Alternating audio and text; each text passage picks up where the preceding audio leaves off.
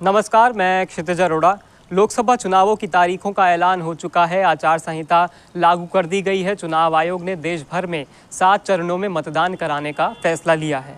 19 अप्रैल को पहले चरण का मतदान होना है, दूसरा 26 अप्रैल को, 7 मई को तीसरा, 13 मई को चौथा, 20 मई को पांचवा, 25 मई को छठा और 1 जून को 7वें चरण में मतदान कराया जाएगा। साथ ही 4 जून को ये तय हो जाएगा कि भारत अगले 5 साल किस राह पर जाएगा। खैर, ये खबर सब जानते हैं, लेकिन दूसरी ओर भारत एक ऐसी कहानी गढ़ रहा है, या फिर ये कहा जाए कि इस कथा को दर्ज करने के लिए भारत का मेन स्ट्रीम मीडिया अब तक एक कहानीकार खोजने में नाकाम नज़र आता है। ये कहानी है लद्दाख की, जहां आज जब मैं ये वीडियो बना रहा हूं, तब लद्दाख के सामाजिक और जलवायु कार्यकर्ता सोनम वांगचुक समेत लद्दाख के सैकड़ों लोगों को भूख हड़ताल पर बैठे 16 दिन बीत गए। दूसरा दिन of the third day of चौथा दिन, पांचवा दिन, 7वें दिन, 10th day, 12th, 13th, 14th day, 15th, 16th day of my climate fast. Well, I've been surviving on just water and some here salt. this is the glass of water I had kept frozen solid. ऐसा लगता है कि सरकार और media के कानों में भी इस ग्लास की तरह ही बर्फ जम गई है। तभी शायद 16 दिनों से सिर्फ नमक और पानी पर जी रहे रेमोन मैग्सेसे अवार्ड से सम्मानित सामाजिक और जलवायु कार्यकर्ता सोनम वांगचुक समेत लद्दाख के हजारों लोगों की आवाज़ सत्ता के हुक्मरानों और मीडिया तक नहीं पहुंच पा रही है।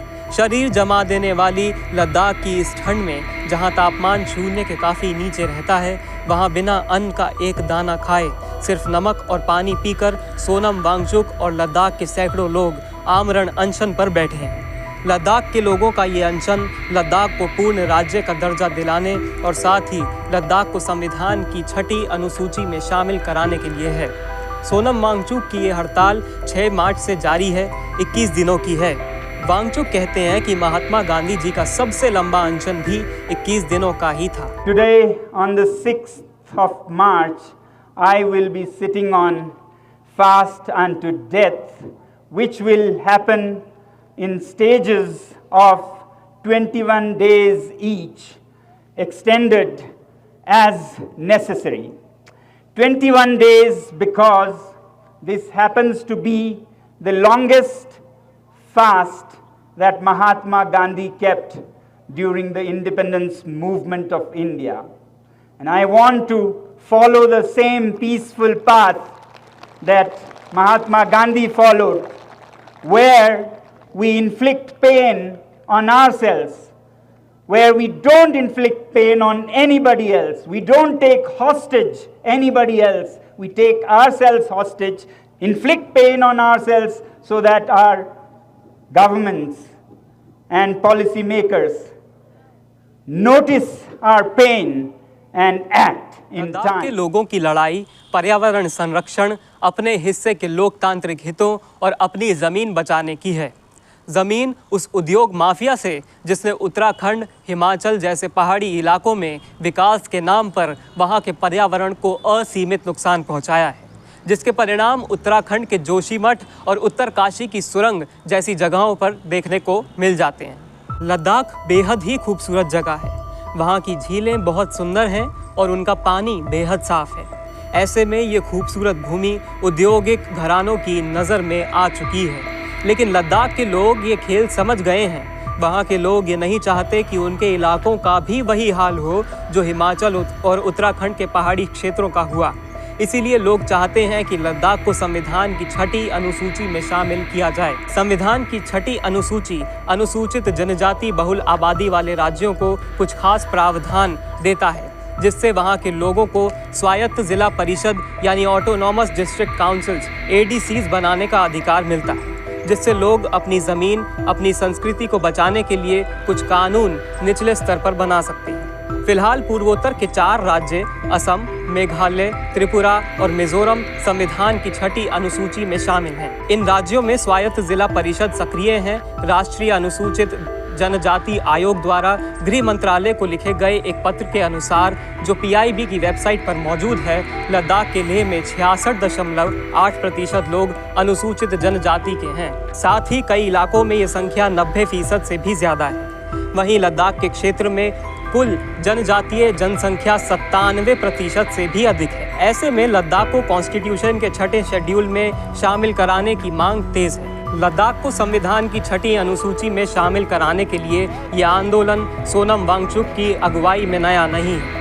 पिछले साल भी हजारों की संख्या में एक रैली में लोग उतरे थे और लद्दाख को 6ठे शेड्यूल में शामिल कराने की मांग की थी। साथ एक बात यहाँ और गौर करने वाली है, लद्दाख को 6ठे शेड्यूल में शामिल कराने की मांग केवल लद्दाख के लोगों की ही नहीं है। केंद्र में बैठी बीजेपी ने इसी वादे को अपने चुनावी मैनिफेस्टो का हिस्सा कई बार बनाया है, जिसके बारे में सोनम वांगचुक अपने वीडियो में बताते रहते हैं। We are sitting here on this fast to remind the government of India of the promises they have made in different election manifestos in written to safeguard Ladakh in the Himalayas and the fragile mountains and the indigenous tribal cultures that live here under the 6th schedule of the Indian Constitution. However, after 4 years of dilly-dallying, finally on 4th of March, they straight away declined to fulfill their promises. This is total breach of trust and faith in leaders and governments and elections. If this continues, it will set a very bad precedence for all elections and governments. Sonam Wangchuck और लद्दाख के लोगों का ये अनशन अपने लोकतांत्रिक हितों के लिए भी है। लोगों की मांग है कि लद्दाख को पूर्ण राज्य का दर्जा मिले। दरअसल जम्मू कश्मीर से धारा 370 हटने के बाद 2 केंद्र शासित प्रदेश बनाए गए, एक जम्मू कश्मीर और दूसरा लद्दाख। जम्मू कश्मीर को विधानसभा मिल गई, जिसके चुनाव होने अभी बाकी हैं, लेकिन लद्दाख क्षेत्र से ये हक भी छीन लिया गया। जहां 370 हटने से पहले लद्दाख के पास लेह, नुब्रा, कारगिल और ज़ांस्कर क्षेत्र से 4 विधायक जम्मू कश्मीर विधानसभा में हुआ करते थे, अब वो हक भी लद्दाख के पास नहीं रहा। लद्दाख के लोगों के पास लोकतंत्र के नाम पर सिर्फ एक सांसद है, इसलिए लोगों की ये मांग भी है कि इस संख्या को भी कम से कम 2 कर दिया जाए, जिससे लद्दाख के लोगों की लोकतंत्र में हिस्सेदारी बढ़ाई जा सके। सोनम वांगचुक न सिर्फ आमरण अनशन पर बैठे हैं, बल्कि खुद पत्रकार का काम भी कर रहे हैं। वो समझ चुके हैं कि मीडिया उनके आंदोलन को जगह नहीं देगा, इसीलिए हर रोज़ खुद अपने यूट्यूब और अन्य सोशल मीडिया अकाउंट्स के ज़रिए अपनी आवाज़ भारत को सुना रहे हैं। कहते हैं मीडिया वही दिखाता है जो लोग देखना चाहते हैं। क्या आप लद्दाख के लोगों की मांगों को नहीं सुनना चाहते, देखना नहीं चाहते?